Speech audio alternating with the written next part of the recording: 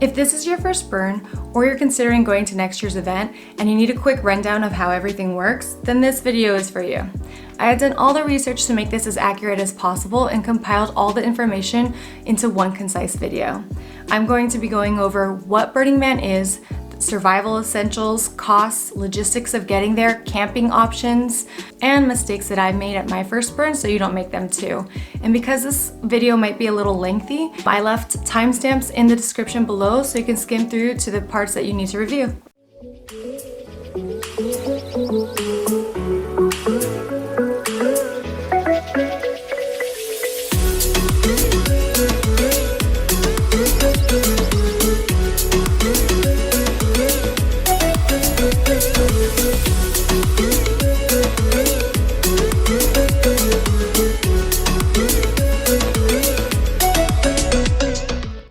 I'm Tanya Schroe-Belgian from Epitome of Living. All my social media links will be in the description below, so feel free to connect with me on there. What is Burning Man? First of all, let me tell you what Burning Man is not: a festival. If you're going to use this term as a novice or virgin burner, as they may call you, you might offend some of the veteran burners. I know this because I made that same mistake, and I just don't want you to make that mistake. Unlike festivals where everything's organized by the event organizer, like Insomniac events, and their goal is to create an experience for the consumer, Burning Man is planned almost entirely by the community, and the idea is that you create your own experience. It's a place of decommodification rather than advertising for brands. It's a place of radical self-reliance rather than the event organizer accommodating you. It's a place of immediacy, being present, and you'll notice that there is no Wi-Fi, so you can't really communicate with the outside world anyways. Just a brief history to give you a bit of background. Burning Man began in 1986 as a small function organized by Larry Harvey and Jerry James in Baker Beach, San Francisco, California. It was kind of a spontaneous event on the summer solstice where they had a small gathering and they decided to do an experiment. They basically built this 8-foot effigy out of scrap lumber and decided to burn it down. This became an annual event, and over time the effigy grew bigger, one year to over 100 feet. And the gathering grew bigger as well, and eventually in 1990 they had to move it to Black Rock Desert in Nevada. This group was of the bohemian mindset, just to kind of give you an idea, and 10 principles developed organically that kind of reflect the culture, so you should be aware of them before you go.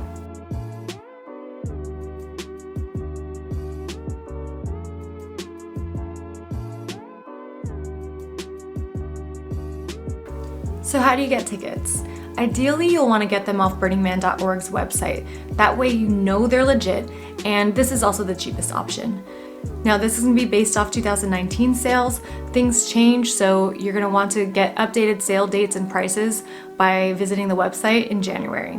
The first thing you need to do is register your profile on burningman.org's website. This does not guarantee you a ticket, but you have to do this before you can even enter a sale. Each sale group that I'm going to tell you about allows you to buy a max of 2 tickets and 1 vehicle pass. Once you get tickets at one sale, you can't get tickets at any other sale. There are no refunds or exchanges, but there is a chance for you to resell your ticket or transfer your tickets, and I'll talk about that in a little bit. The first sale is a direct group sale in February. Now, if you're part of one of those large theme camps or art installation, then you can try and get tickets from this. They sell tickets at $425 each, and then vehicle passes are $100. And during this sale, they sold 32,000 tickets and 15,000 vehicle passes.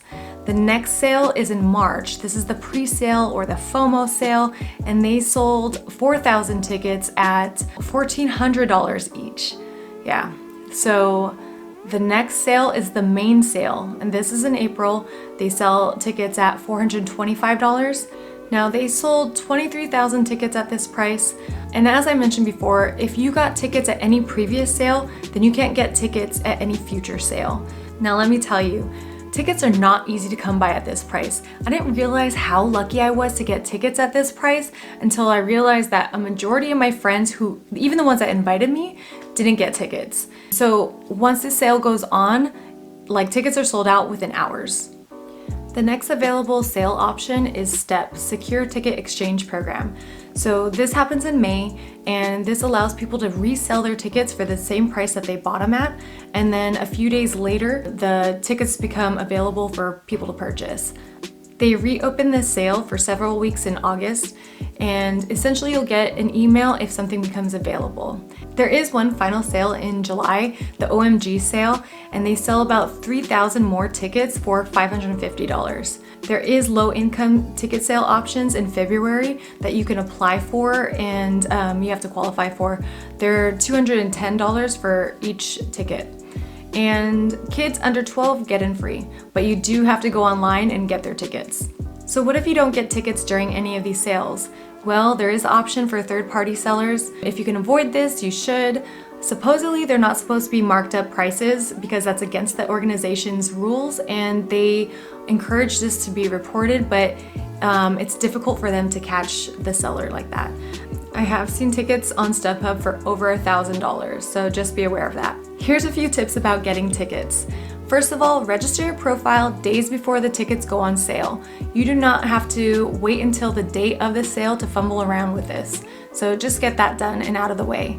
And then on the day of the ticket sale, set up your laptop, your computer, your phone, and be ready to hit the send button the minute the tickets go on sale. Do not hit the refresh button or you'll regret it.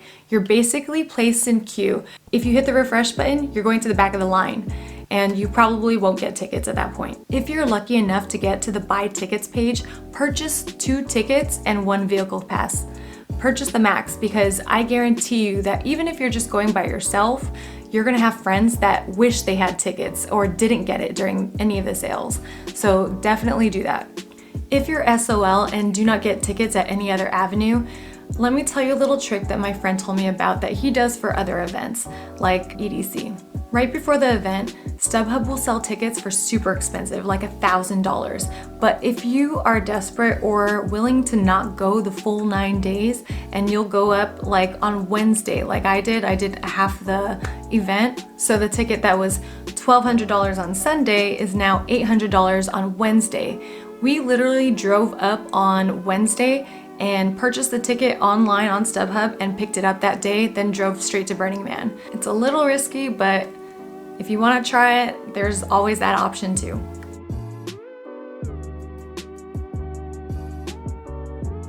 Okay, so survival essentials. So from what I experienced, if you just showed up with yourself, some clothes, and some water, you could probably survive in Burning Man.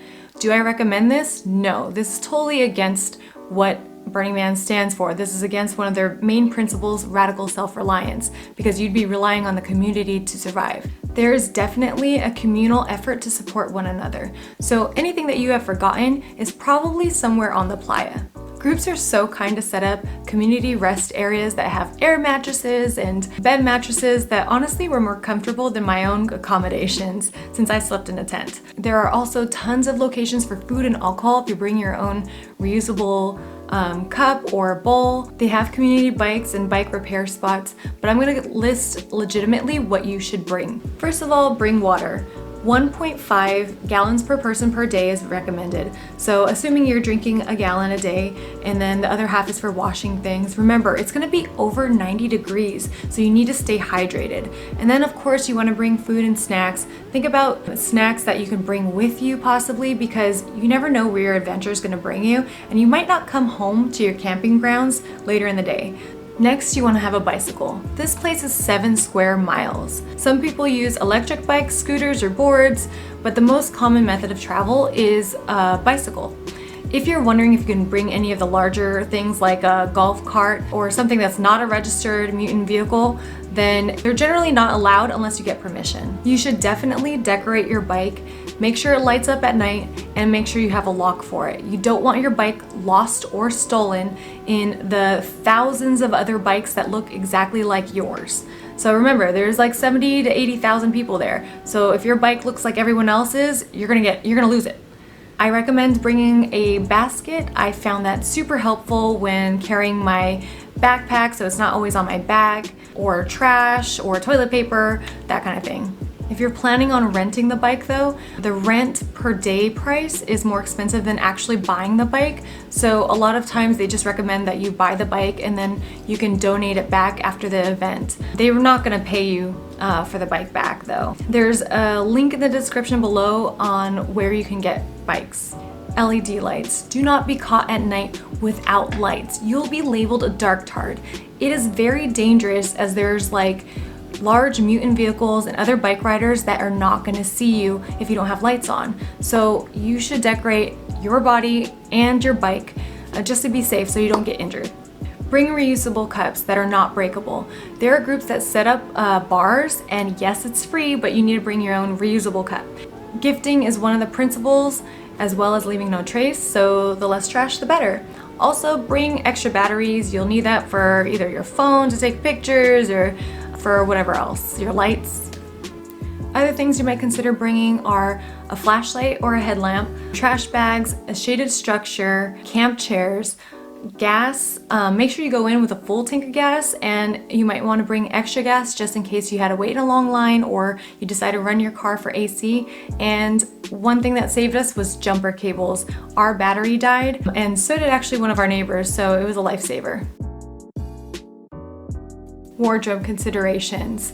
So like I already mentioned, LED lights are essential so you're not a darktard. The other thing you want to bring is a warm coat for the nights. You're in the middle of the desert, so the weather can be a little unpredictable, so it's better to be prepared for both hot and cold. The days can get into the 90s or higher and it can drop below 50 at night. So dust mask. You must have goggles and a face mask.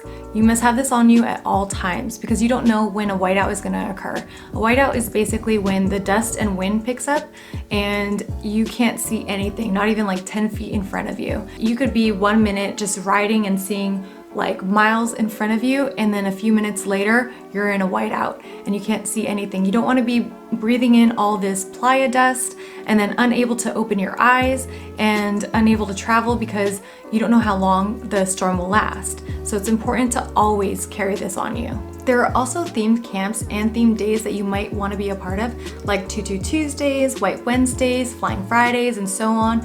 So that might change annually, so you might want to look them up. You really can wear whatever you want to this event. There is no such thing as over the top. You can really even wear nothing if you want, and that's acceptable.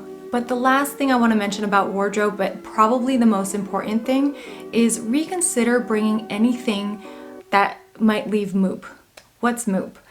MOOP is matter out of place or trash. This city lives up to the principle leave no trace. So whatever you bring in, you need to bring out. And people are not going to be thrilled having to pick up after you. With that being said, consider leaving anything with glitter or sequins or feathers at home. Now last year I wore feathers, and they're not banned as long as they're secure, unlike the cheap ones, but honestly I don't recommend it. People will generally look at this like it's MOOP waiting to happen. And last year I got criticized and people were kind of sometimes rude about it. And honestly, out of respect to the community, it's just best to leave these things at home. There's other ways to be creative with your outfits. Speaking of MOOP, if you see it, do your part for the community and pick it up. People are staying after the event, after you leave, picking up every single little piece of trash that they find for days. The other thing that you need to know about that is this is different than any camping trip you've ever done. So gray water is also considered MOOP and looked down upon. So if you're washing your face, taking a shower, brushing your teeth, you need to have a container to contain all of that water. When they say leave no trace, they mean it. Accommodation options. So the desert climate can be quite harsh, and there's several ways that you can camp. And my first year, we did probably the bare minimum, tents and a sleeping bag. If you decide to go this route, I highly recommend bringing an Easy Up because this was a lifesaver for us. Honestly, if the sun comes up, it is too hot to sleep in your tent, and we ended up sleeping on the floor outside, and with that shade, it made the breeze so refreshing. Many people will also bring shift pods, which are pretty cool. They're huge tent-like structures that have insulation to keep the heat out and are wind resistant. These are really good options, but kind of pricey and big to bring. There is a lot of wind, so if you're using a tent, you do need to make sure that it is secure. I have seen tents get blown away. If you happen to be road tripping from Los Angeles, Las Vegas, or San Francisco, you should check out Juicy, which is an awesome camper van. They come fully stocked with a kitchen, and it comes with a comfortable sleeping area. It really unfolds and is pretty awesome. I've used it for festivals in the past, so you should look into it. I'll leave a link in the description below. RV is a great option, and I think in the future I'm going to do this too. It's really the best way to get out of the sun and a break from the dust.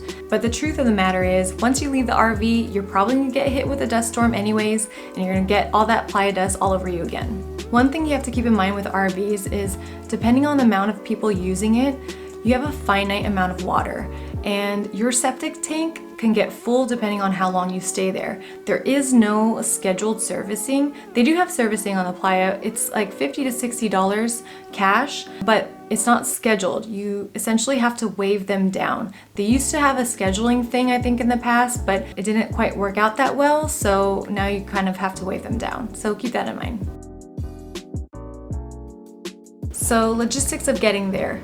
Obviously, you can drive in, or you can fly into Reno, rent a car, and then drive in.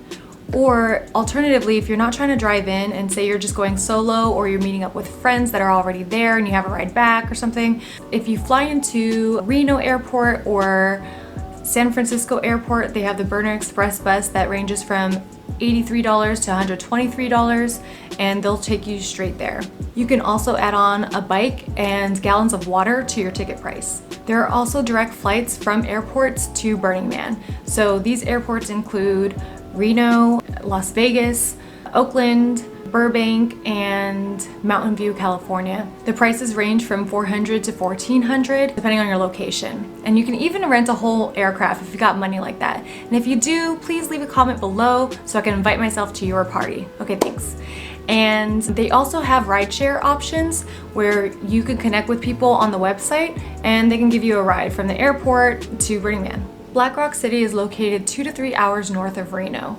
And if you come in during heavy traffic hours, you're looking at 8 to 9 hours of traffic. So the gates open at 12:01 a.m. on Sunday, but the official event doesn't really start until the evening around 6 p.m. The heaviest traffic hours are going to be Sunday through Monday, 11 a.m. till about midnight, and this can extend into Tuesday. We came in Wednesday night, a little bit after midnight, and there was zero traffic, so we went straight through.